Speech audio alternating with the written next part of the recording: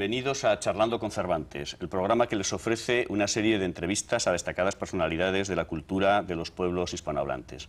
Como es habitual, les acompañamos José María Conget, del Instituto Cervantes. Y Raquel Chan Rodríguez, del City College y del Graduate School de la Universidad de la Ciudad de Nueva York. Bienvenidos a nuestro programa. Hoy tenemos el gusto de tener entre nosotros a Tomás Eloy Martínez, el escritor argentino, muy conocido por varias obras recientes, la novela de Perón, Santa Evita.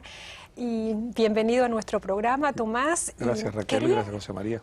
Quería comenzar preguntándote más o menos sobre tu labor periodística y cómo esa labor periodística se relaciona con tu ficción. O sea, sabemos que tú has tenido importantes cargos en diversos periódicos, el Diario de Caracas, el suplemento cultural La Opinión, y ¿cómo esa labor periodística incide en tu ficción, en tu narrativa? Pues yo empecé siendo un escritor, en verdad. El primer texto que escribí fue como a los 7 u 8 años. Mi pasión era ir al cine todos los días. Recuerdo que una vez fui al circo y por el deseo de ir al circo regresé muy tarde a mi casa. Mis padres me castigaron prohibiéndome ir al cine durante como un mes. Eso fue un dolor tan agudo que recurría a la complicidad de un vecino muy sabio, muy viejo, maravillosa persona que vivía al lado de mi casa y que tenía una colección de estampillas. Le pedí que me mostrara la colección de estampillas, entonces elegí una, no me acuerdo si de Mozambique o de Madagascar o de Benin, de algún lugar africano exótico, y escribí un cuentito. Mi primer cuento es un cuento en el cual un niño se mete en una de esas estampillas, discurre por ese mundo de las estampillas, donde es un país, que hay un país lleno de cines.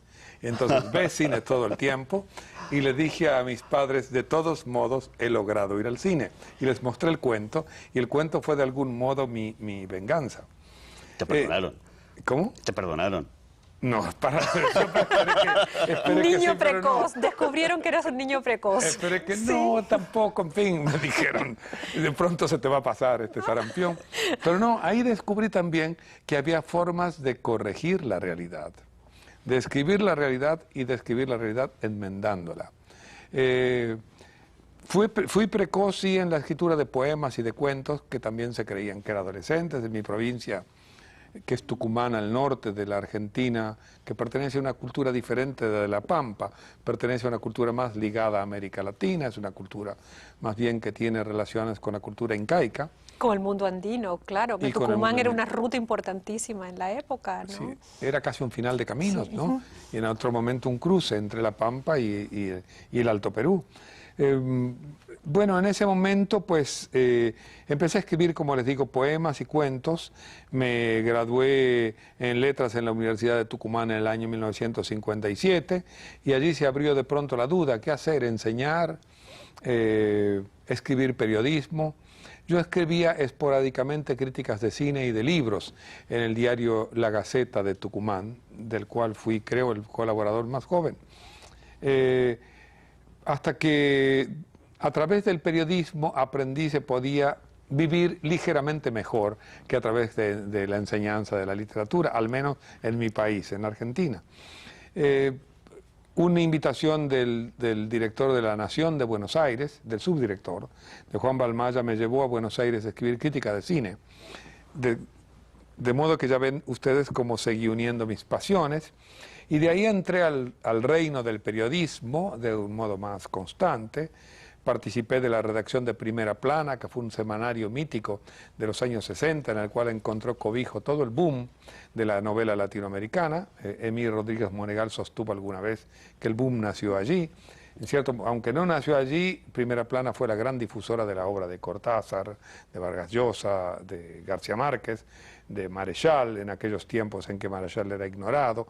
Leopoldo Marechal, autor de una novela Adán Buenos Aires, sí, olvidada casi por mucha gente ahora, pero una gran novela sin embargo. Ciertas formas de disconformidad con la realidad, como les digo, me llevaron a un primer desafío que tuvo efecto en los años 60. Quise hacer una prueba extraña luego de una entrevista a Saint-Jean Perse en en el sur de Francia, donde estaba enfermo. Descubrí que se introducía elementos tímidamente diferentes de la realidad.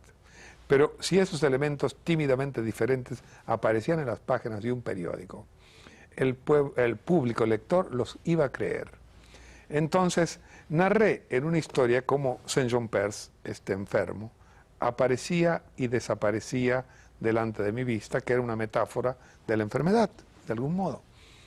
La gente lo leyó como si ese texto hubiese sido una narración de la verdad, y eso me empezó a plantear una primera gran duda: ¿en qué difiere la verdad de lo que es verosímil? ¿Hasta qué punto lo verdadero y lo verosímil se chocan, se cruzan? Y la pregunta nació más bien, más que como una pregunta de periodismo, como una pregunta de escritor. Siempre quise que en mí no se separaran ambas cosas, el escritor y el periodista. Quiero decir que escribí mis textos periodísticos como quien escribe una pieza de literatura, y a veces escribí algunos textos de literatura como quien recuerda su oficio periodístico. José María me enrostra más de una vez el hecho de haber escrito una novela en el año 69 que se llama Sagrado, y esa novela en efecto es un pecado grave contra la negación de mi condición de periodista. Yo era más o menos conocido en Buenos Aires como periodista, sobre todo por primera plana, y en el año 1969, cuando publiqué esa novela, quise que la gente no me leyera como un periodista, sino como un escritor. Entonces, una novela antirreferencial, donde no hay ningún referente histórico concreto, antirrealista, una novela delirante, donde suceden cosas continuamente imposibles, y por lo tanto una novela fallida, porque es una novela que violenta lo que yo soy, es decir, esa simbiosis de periodista y escritor. Pero te estás haciendo una autocrítica. Sí, bueno, no hay mejor lugar que prohibido leer el libro. No hay mejor lugar que la televisión para leer eso, para hacer autocríticas y sobre todo psicoanálisis del público. Con García Márquez, a quien veo bastante a menudo, hablamos con frecuencia de esa especie de simbiosis entre el periodista y el escritor, que en él ha hecho crisis de tal manera que ahora ha publicado un libro que quiere ser, ante todo, un texto periodístico, una crónica. Yo he tratado de juntar ambos elementos. En ciertos aspectos de la obra de García Márquez también se juntan. En El general en su laberinto, en Crónica de una muerte anunciada, que por algo se llama Historia crónica. de un náufrago también. Sí. En el relato de un náufrago, claro, ¿no? Acabas de decir que de niño te apasionaba el cine. Tus dos novelas más conocidas, la novela de Perón y Santa Evita, creo que hay una deuda enorme hacia el cine, que es el montaje, ¿no? Por otro lado, tú has sido guionista de cine. Creo que has hecho guiones de 8 o 10 películas por lo menos, algunas con Roa Bastos, algunos guiones con Roa Bastos, y has escrito varios libros sobre cine, sobre la estructura del cine argentino, y tienes textos sobre Torra Nilsson y sobre Ayala. Así es. ¿De qué forma el cine, tu pasión por el cine, ha influido en la novela? Bueno, de un modo mucho más profundo del que yo mismo quería admitir y del que los críticos que me han leído admiten o suelen decir. Yo veo las escenas de mis novelas. Son muy visuales, es verdad. Es decir, primero me aparecen como una especie de enorme visión, y a veces sobre esa visión tengo reflexiones, hago reflexiones, de tal modo que lo reflexivo, que tiene que ver tal vez con mi formación académica, y lo visual se van integrando como en mundos cada vez más estrechos, más entremezclados. Las novelas irrumpen, o quiero que irrumpan, como un continuo en el cual las imágenes y el relato sean uno solo. Yo creo que la idea central es que el lector entra a mis novelas como quien entra a una sala de cine. ¿Cuál es esa idea?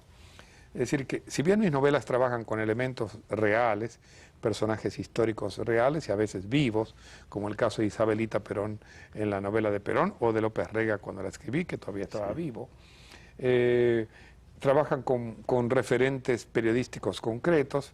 Lo que yo quisiera es que cuando el lector entre en esas novelas, pase como en las salas de cine en que uno recorta lo que está viendo de la realidad. La realidad queda afuera y la única realidad que existe, que sobrevive, que persiste en la mente del lector, es lo que, o del espectador, es lo que está viendo. Es decir, quiero que el lector se olvide de la realidad que está afuera, porque de algún modo estoy transformándola, transfigurándola en otra cosa, ¿no? El cine sí tiene una influencia muy fuerte en mis textos. Dos de tus obras, creo yo que de las más exitosas, la novela de Perón y Santa Evita, se centran en lo que podríamos llamar íconos de la cultura argentina, Perón y Evita. Concretamente, ¿qué te hace tomar a esas dos figuras como centro de esas obras y figuras de las cuales se ha escrito tanto desde el punto de vista histórico específicamente? ¿Y cuál sería tu aporte a nuestro conocimiento de esas dos figuras, a nuestra comprensión de lo que podríamos decir la historia argentina reciente? Ustedes interrúmpanme ahora porque la respuesta que voy a dar es un poco larga, de modo que corten porque la pregunta de Raquel hace que abarque casi todo lo que he escrito en los últimos 15 años. Lo primero es ¿cuál es mi aporte? No lo sé, lo único que sé es que cuando los diplomáticos hace un tiempo, mandaban a sus emisarios, sobre todo en el área de la cultura y de la información, a la Argentina, les decían, para entender a la Argentina, lean la novela de Perón. Con eso me basta como aporte. Si es que dicen lo mismo de Santa Evita ahora, donde yo creo que la Argentina se entiende todavía mejor. ¿Qué sucedió? En el caso de Perón, Perón es una cicatriz, una marca muy profunda en la vida de cada uno de los argentinos durante los últimos 40 años. ¿Sí?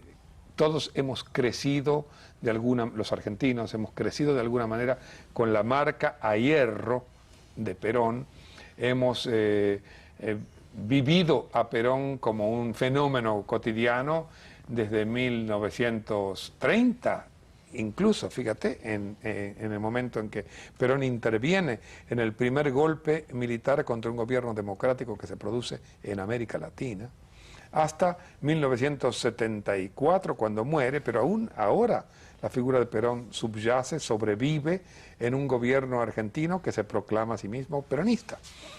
Lo que yo sentí todo el tiempo es que la personalidad de Perón era una personalidad autoritaria, excluyente, fanática en cierta medida, que omitía todo lo que no tuviera que ver con él, fascista, bonapartista, en fin, con una enorme cantidad de elementos negativos con los cuales yo no estaba de acuerdo.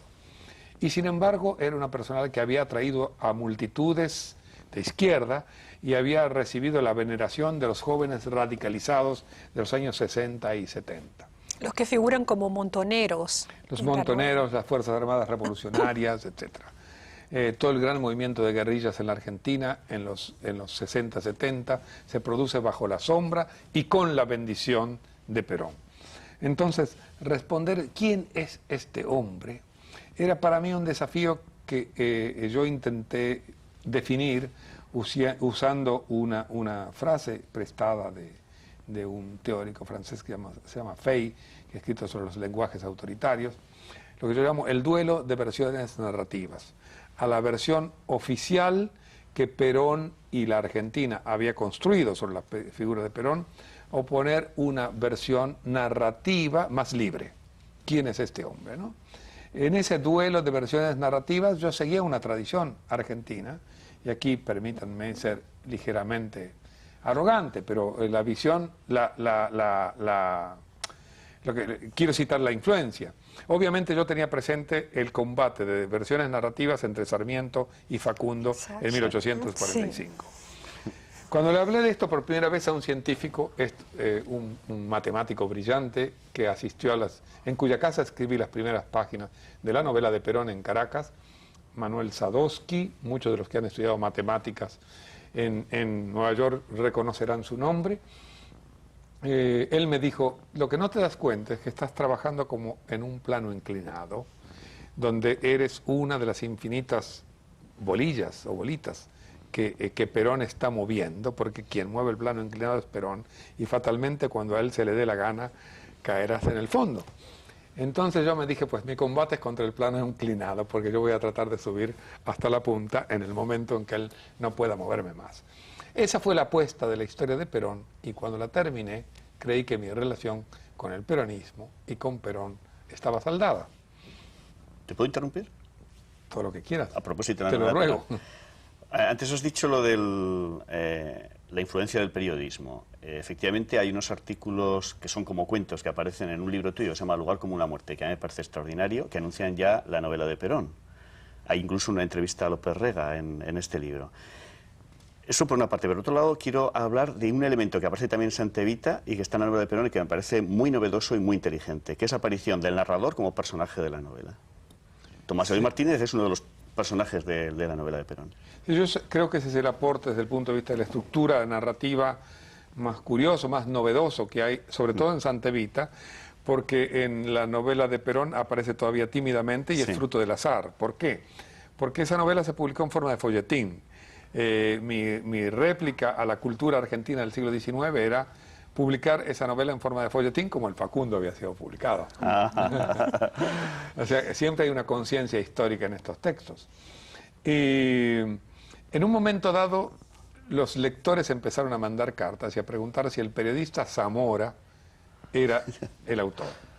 Era una metáfora del autor. Como yo había querido que ese periodista Zamora representara lo peor del periodismo argentino, la pasión por el periodismo amarillo, el chisme, el uso y el abuso del personaje con el cual uno está hablando, entonces me preocupaba mucho esa especie de similitud. Por lo tanto, introduje en la novela un capítulo que se llama Primera Persona, en la cual Zamora entrevista a Tomás Eloy Martínez. En Santa Evita el efecto es más deliberado, porque para crear la sensación de verosimilitud, o lo que Roland Barthes llama el efecto de realidad, yo decidí ponerme en primera persona para decir, yo vi, yo toqué, yo hice cosas que yo ni había visto, ni había tocado, ni había hecho. Pero hay también otro momento en que aparece Tomás Eloy Martínez, que hace el viaje con César Fernández Moreno por los Pirineos para entrevistar a Perón en Madrid. En la novela de Perón. En la novela de Perón. Pero eso figura en los reconocimientos, en los acknowledgements, que son siempre parte de los trucos que tiene la novela, porque en los acknowledgements al final revelan algunas de las claves del texto, ¿no? Pero volviendo a la pregunta de José María, efectivamente el narrador en primera persona crea, y eso no es deliberado, una especie de novela propia, independiente. Y el efecto que produce es muy positivo, porque el lector siente, en Santa Evita sobre todo, que si el narrador va contándole sus fracasos, o aquí me sentí mal, o aquí me dolió el estómago, o aquí tiré esta frase o tú no sabes lo enloquecido que estaba con este personaje, también él siente que cuando fracasa en las lecturas, siente como si... novias. Claro, con las novias. Bueno, eso me crea un problema con mi mujer. Siente como si el autor lo estuviera llevando de la mano hacia la cocina misma del texto literario, ¿no? Y esto creo que es importante para el lector. En el caso de, ahora vuelvo a lo de Raquel, a la pregunta de Raquel, ¿por qué después de haber decretado que yo había terminado toda relación con el peronismo, escribí dos libros más sobre el peronismo?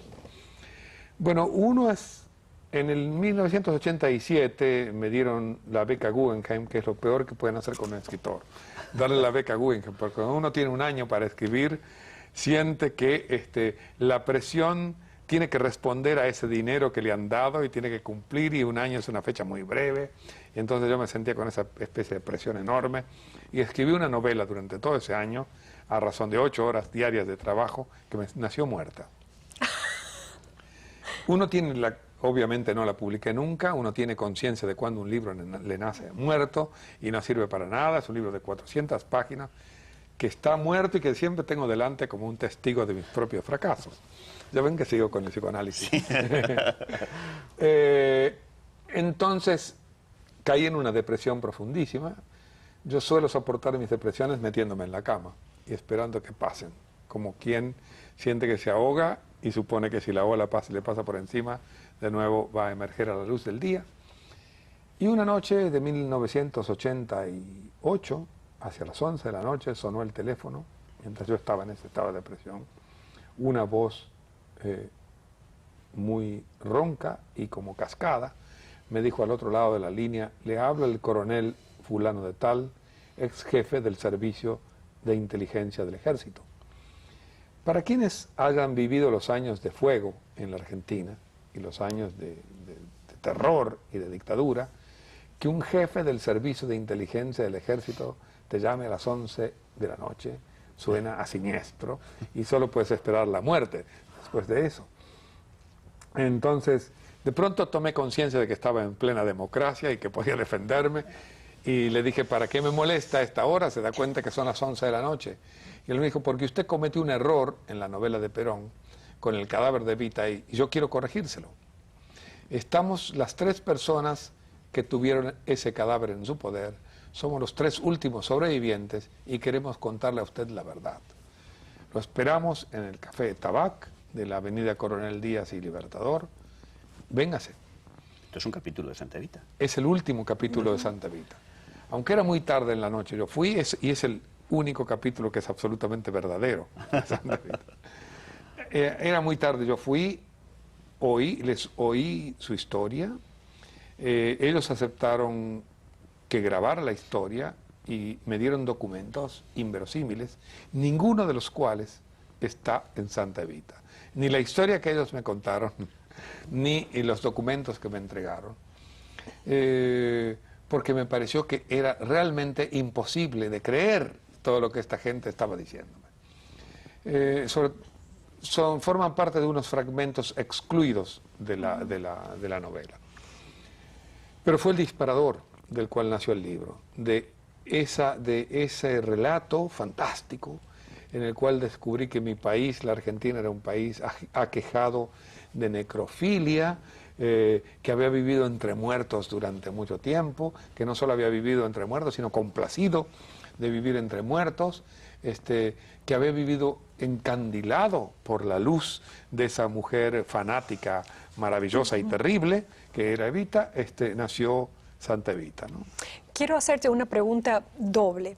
Primera, tenemos un mini boom de escritores ahora que están mirando a la historia patria y rehaciendo o reconstruyendo esa historia patria en sus ficciones. ¿Por qué crees que hay esa necesidad de volver a decir la historia? Esa es una pregunta. Y en particular, ¿por qué sientes tú esa necesidad de volver a rehacer esa historia dolorosa? 1. Y 2, has hablado de una tradición literaria argentina. Obviamente tus obras son argentinas, pero ¿cómo trascienden tus obras la literatura nacional y se insertan en la literatura latinoamericana? Bien. Tienes menos de 5 minutos. Menos de 5 minutos, no sé si... Y aún te quería preguntar sobre La mano del amo y ya no nos va a dar tiempo. Sí. Pero a ver cómo... A ver cómo salgo rápido de este reto. La primera parte, ¿por qué el regreso a la historia? En los años 70, porque la escritura de la historia estaba vedada, de la historia verdadera, estaba en manos del poder, de un poder autoritario.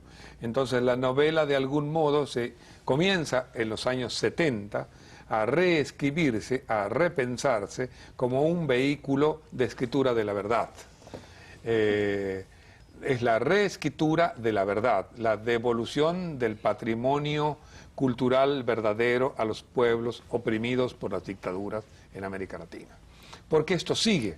La subversión de la historia oficial, entonces. Es una subversión contra la historia oficial. Es una vez más el duelo de las versiones narrativas. Contra la historia oficial, la historia de las novelas, que es más verdadera que esta verdad que quieren vendernos.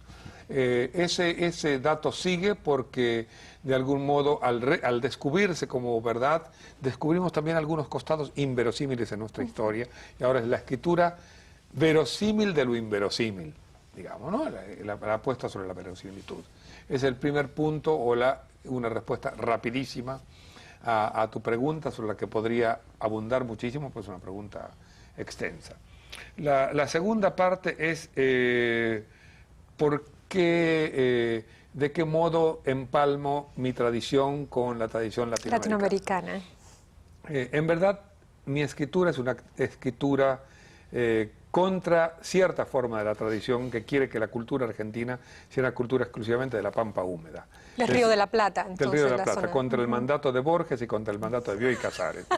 Bioy Casares supone, por ejemplo, lo he leído no hace mucho en el Magazine Literaire, en una entrevista, que la literatura fantástica argentina no nace de la realidad argentina, sino que nace de la lectura de los clásicos de literatura fantástica del siglo XIX y siglo XX en Inglaterra, por ejemplo. Dice, nace de los libros ingleses, no nace de la realidad, dice Bioy. Y Borges dice en una conferencia célebre, y ustedes recordarán del año 51, los argentinos somos pudorosos y reticentes, cuando ya ven ustedes, los argentinos nos confesamos en la televisión. No hay ningún pudor en ese país estridente, estrepitoso, casi maniático. Entonces se alza contra esa versión borgiana de la literatura para declarar: he aquí el cordón umbilical en Evita y en Perón que nos une a América Latina. He aquí la demostración de hasta qué punto somos latinoamericanos, en López Rega, en Evita y en Perón. Ya, hay 2 minutos. Yo quería hacerte una pregunta sobre esta novela, que me parece una novela enormemente original, apartada aparentemente de tu otro mundo narrativo, que es La mano del amo. Es una novela entre la novela de Perón y Santa Evita. Una novela que trata de la vida de provincias, trata de las relaciones madre-hijo, de las vocaciones artísticas frustradas, de muchas cosas. Una novela muy compleja dentro de su brevedad. Pero tenemos poquísimo tiempo. ¿Qué puedes decir del libro este? La novela la escribí para crear un hiato entre la novela de Perón y Santa Evita y demostrar que podía ser otra cosa que una novela histórica. Es decir, es un ejercicio narrativo, es un ejercicio muy raro. Quise también que fuera una novela que no se pareciera a ninguna otra, y en cierto modo puede leerla como la que José María con mucha inteligencia acaba de leer. Es una metáfora de la creación artística y de la dificultad para crear en un mundo tan excluyente, tan opresor como es el mundo de la Argentina actual y de hace tiempo. Mi país es autoritario, mi país es negador, mi país es muy opresor, entonces hay una cultura de ese tipo y contra esa cultura se alza La mano del amo. Muy bien. Muchas gracias, Tomás Eloy Martínez, por estar con nosotros, por acompañarnos, y gracias a ustedes por acompañarnos también. Bueno, no queda más que despedirnos. Esperemos que, nosotros creemos que ustedes van a estar con nosotros otra vez en el próximo programa Charlando con Cervantes. Y recordar, los libros no muerden, comprar Santa Evita. Adiós. Gracias, Raquel, gracias, José María.